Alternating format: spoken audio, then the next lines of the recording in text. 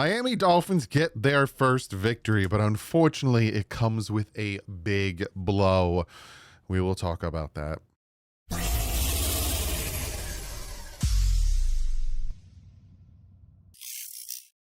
What is up, Finn fans? Late night video. Just got done eating, relaxing, hanging out with the wife. She's now asleep because it is midnight. And I'm going to recap what happened between the Miami Dolphins and the New York Jets. But real quick, do have to shout out today's sponsor, Sleeper. Again, go check them out. Fantastic fantasy app. Love using them. The overs and unders, depending on which stat you want to go off of. They have special stats for the day. You can get cool deals. Check them out. Click the link in the description. Use the promo code DDW. Get 100% up to $100. So I'm going to jump right into it. Tyreek Hill dislocates his knee. It doesn't look good. From what I'm hearing, their orthopedic surgeon said Tyreek Hill's career could be over with how severe this knee injury is. There's a doctor that I talked to on Twitter also, and he is a legit doctor, said dislocated knee means everything torn in order for it to get there, and not at all like a shoulder dislocation or something. It should be, I would be astonished if he ever gets back to 80% of his capacity. Horrific injury. Also, we heard Teron Armstead talked to trying to find it. Sorry. Teron Armstead talked to Tyreek. He said, I got a FaceTime call from my brother Cheetah. First thing he said, man, I'm just happy we got the win. He's in good spirits and said he was laughing through the pain and avoided passing out. Crazy. Pray for the best news possible and speedy recovery. So we'll get into some of the injury updates, not injury updates, but pressers and stuff like that, because there's a lot to talk about. We'll get to stats. I'll talk to you guys about my thoughts and feelings on the game. But it does suck seeing Tyreek Hill go down with the injury. And you know, it could be career threatening. Again, you dislocate your knee the way that you did. like the doctor said, my man, you tore pretty much everything in your knee. His foot was facing the other way. So I'm hoping it's not that serious. But now we see what the Dolphins are going to look like going forward, and with Jalen Waddle being the #1 receiver, because that was the future after this year. Unfortunately, it got thrusted upon us, pause on that, sooner than we wanted it to. But now this is something we have to deal with because Tyreek Hill is most likely done for the year. I'd be shocked if he's not done for the year because, again, a dislocated knee, which has been confirmed by Mike McDaniel. They're going to get more tests and everything in the morning, but you tore a lot of things in your knee, so really sucks. But let's go over the stats real quick. New York Jets, Justin Fields, 20 for 27, 226 yards, 1 touchdown. He was only sacked twice. He had 111 passer rating. Justin Fields was their leading rusher, 7 carries, 81 yards. He had that big 43-yard run. Breece Hall, 14 carries, 81 yards.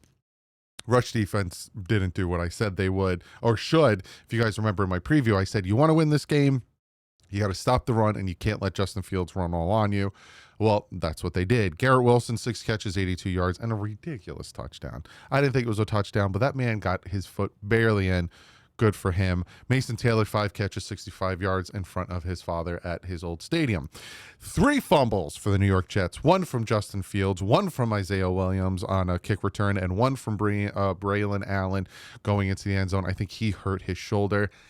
0 sacks on the day. The offensive line, sometime not perfect, but did very, very well protecting Tua. 0 sacks on the day. And then, speaking of Tua Tagovailoa, 17 for 25, 117, 2 touchdowns, 0 interceptions. Would have been more yards if we didn't get some of them called back on holding penalties. Devon Achane, another guy who got screwed over by holding penalties, 20 carries for 99 yards and a touchdown. Should have been over 100, but again, holding penalties brought him back. Ollie Gordon, 6 carries for 10 yards. I think he should have got more. Tyreek Hill, 6 catches, 67 yards. Jalen Waddle, 3 for 48.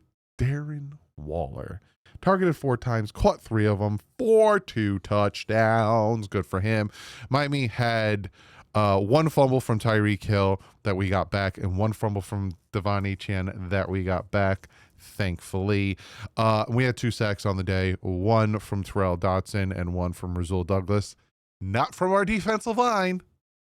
Still a problem, and I'm going to talk about it.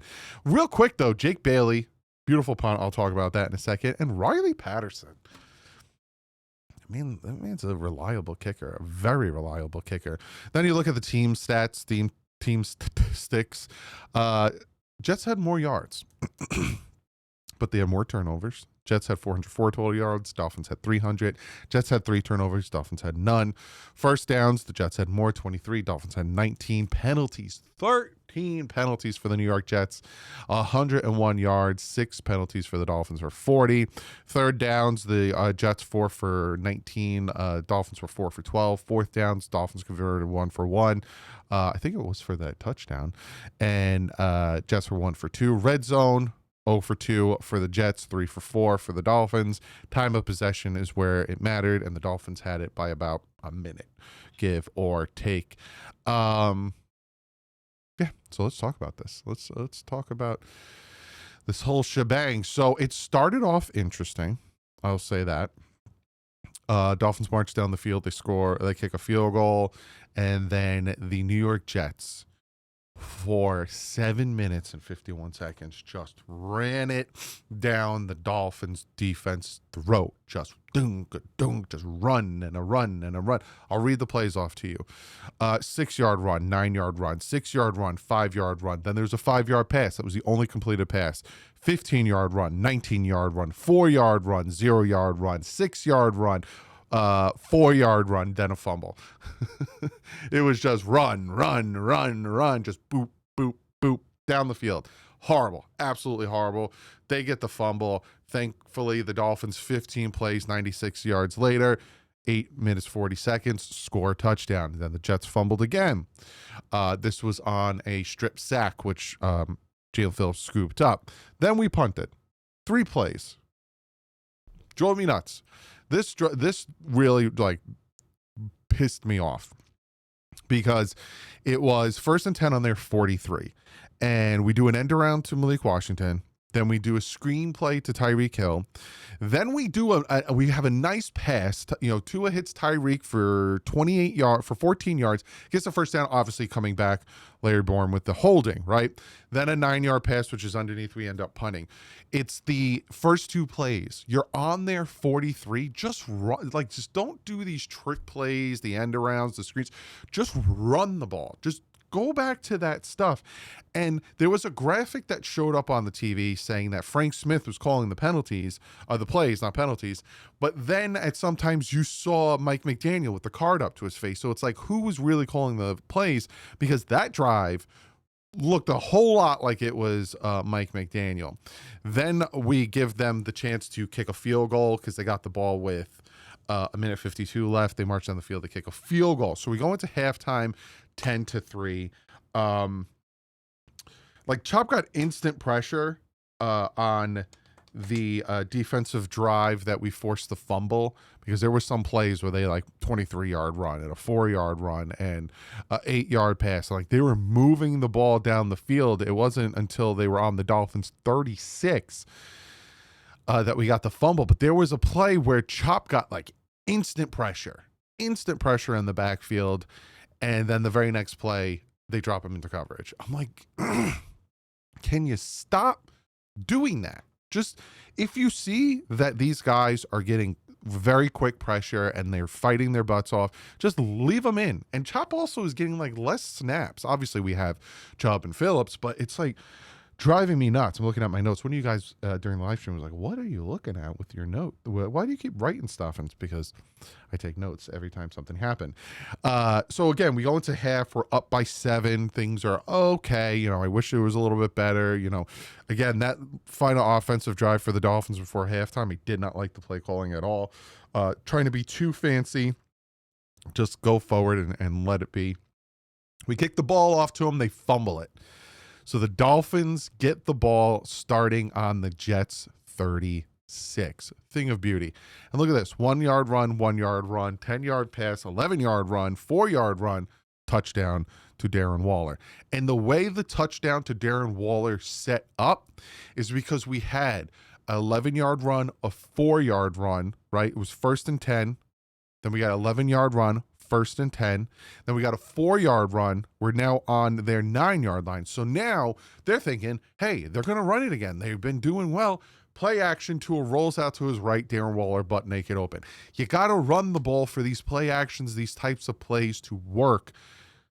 They got to stick with it. And unfortunately, on that drive is where we saw Tyreek Hill's injury.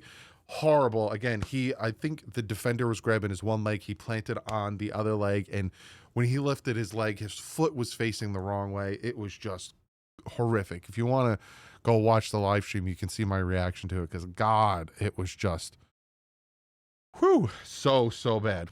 So then we kick off to them. 5-yard run, 0-yard run, 4-yard run. It is 4th and 1. 4th and 1. They had Justin Fields dead to rights in the backfield. The man breaks out of it and scores a 43-yard touchdown run, making it 17-10. And I'm just like, what can you do a little bit better? But what makes me happy is the Dolphins answered back. Starting on their own 32, they march down the field to score a touchdown. And it makes me very, very happy. You had the pass interference call, then a 16-yard pass, a 1-yard run, a 1-yard pass, then a 3rd and 8 to a scrambles. And this scared the crap out of me. There was a few times that I got the crap scared out of me while watching this game. And this was one of them that he slid and the defender hit him in the helmet. And they said that the stadium got dead silent. It was obviously roughing the passer, unnecessary roughness, targeting his head. So, moved us from the 45 to the 20, from the 40, and then he went up to the 35 where it happened, 15-yard penalty, we're on their 20. But we're all like, oh, Tua pops right up, smiling, laughing, I'm good, da-da-da, ba-ba-ba. But we were all like... I know he made some dumb plays the past few games, but I still would drastically want Tua in over Russell Wilson, Zach Wilson. What's the difference at this point? So, and then a nice Devon Achane touchdown run in. But again, things kept happening over and over again, penalties and this and that. But we ended up scoring, taking the lead back, making it 24-10. We forced them to punt. They forced us to punt. Then they eventually get a field goal. There was one play. I wonder when the play was. Also scared the crap out of me. The defense, when we forced them to kick the field goal, the offense shot themselves in the foot on that one because there was 2 plays that got them down to the Dolphins 31. And then it was like, how many penalties did they have on this drive, right? So an 18-yard pass, a 27-yard pass got down to the Miami Dolphins 18. Then it was a 10-yard penalty, a 15-yard penalty, and it just kept backing them up. So they end up kicking a field goal. But there was a play that scared the crap out of me, and I wrote it down, but I don't know when it happened. It was like a fake handoff, and then he threw the ball behind him to an end around. It looked like, I thought he fumbled it because he wasn't looking. He fake handed it off and then threw the ball behind him. So if I could find it in the film breakdown, which will be on the Patreon, I'll show you. I was like, oh, I thought he fumbled the ball. I don't think we got many yards on that one, but scared the crap out of me. It honestly really scared the crap out of me. And then I will say this. The one defensive play we got back-to-back, I think it was the one we forced them to punt, back-to-back tackles for losses from Sealer, which was amazing. Yeah, it was the one we forced them to punt. Sealer really stepping up and having somewhat of a good game. Overall, though, if I had to tell you or essentially give you guys my thoughts and opinions on this, we're still not getting pressure with just the front 4. They need to get that. You can't continue to blitz because you're taking guys out of coverage, and if you don't get in, you're leaving guys wide open. They need to get pressure with just the front 4, and that is a problem. Waller, doing the fact that he got the onside kick was just poetic justice. called a challenge on a fumble on the kick return, which with anyone's eyes, you could say, oh, he was down. Just fire whoever tells you to challenge Mike, because he's not doing a good job. Jake Bailey, like I said, when we ended up punting after 3 plays for 0 yards, pinned him inside the 2-yard line, 1-yard line, with the most beautiful punt I've seen in a very long time. Like, shout out to him. Shout out to Tua. Now, Tua missed some throws that he should have made. That's just nitpicking. He actually had way better command in the pocket. He was evading pressure better, much better than he was the past 2 games. He was getting out of the pocket. He was making throws on the run.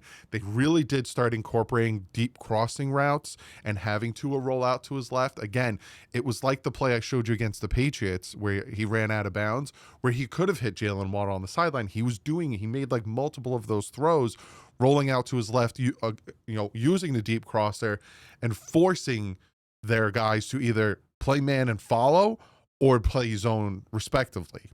And they couldn't stop it. So Tua had a good game. Obviously, Devon Achane, he was fighting, especially for the touchdown that he rushed in, fighting for that. It was a beautiful run by him. Defense still needs work. It needs a lot of work. Now, we won 27-21, but to me, honestly, that touchdown by the Jets, kind of garbage time, because by the time they scored, there was like 1:49 left. They converted some, like there was 14-yard pass, 12-yard pass. The Dolphins really went into prevent in that situation. Again, to me, you can be like, well, you're just being a hater or whatever. It was garbage time, but I'll give it to them anyway. And they went for the 2 to make it a 6-point game, because obviously if they would have scored, if they would have stopped us and been able to score or get the onside kick, and they would have won the game. But obviously they didn't. But yeah, it was a good game for the most part. There's still a lot of things that need to be worked on. The right side of the offensive line is still struggling a little bit. Strange did better than I thought he would, but again, it was still something that needs to be worked on. The defense, and again, I'm fine with the secondary. Secondary gave up a few passes here and there, but when Justin Fields has all day to throw the ball, he's going to find somebody open. We need to get pressure with just the front 4, and we're not. There's so many times that I'm just seeing guys not get off their blocks, and it's driving me nuts. And it's not like they're getting double teamed. Like Bradley Chubb, he's just not getting off of his block.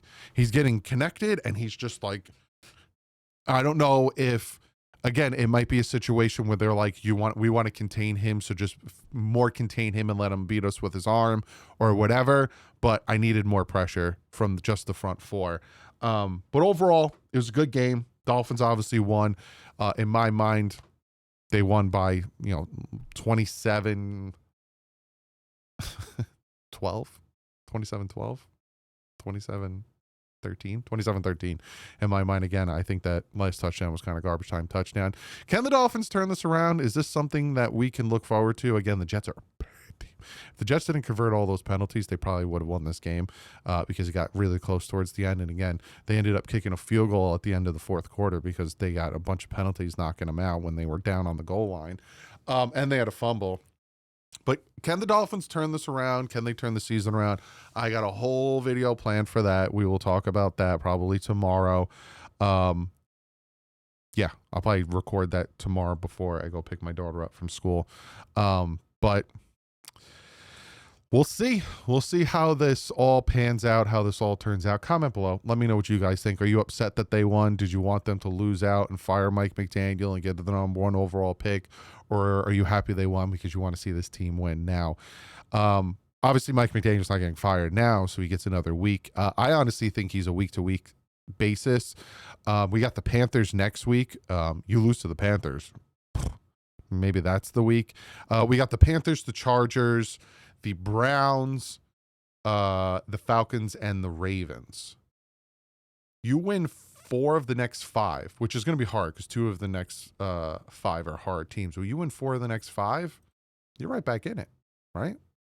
You're 5-4. So, never say never. And then you got the Bills and Washington. But then again, you got the Saints, you got the Jets again, you got the Bengals who suck.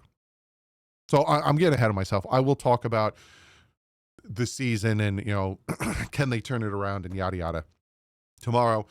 But other than that, appreciate you guys. Had a ton of you in the live stream hanging out. Means the world to me. Be sure to subscribe if you haven't yet. Go check out the podcast if you're wondering what am I talking about. I have a podcast as well that I put some my longer content on there. I'll probably have this one on there in podcast form if you want to go listen to that. But other than that, I'll see you tomorrow or today, depending on when you're listening to this. Like usual, stay classy. Life ends up.